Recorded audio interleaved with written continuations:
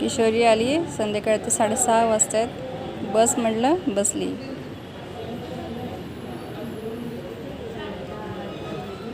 माशा परेशान करतात.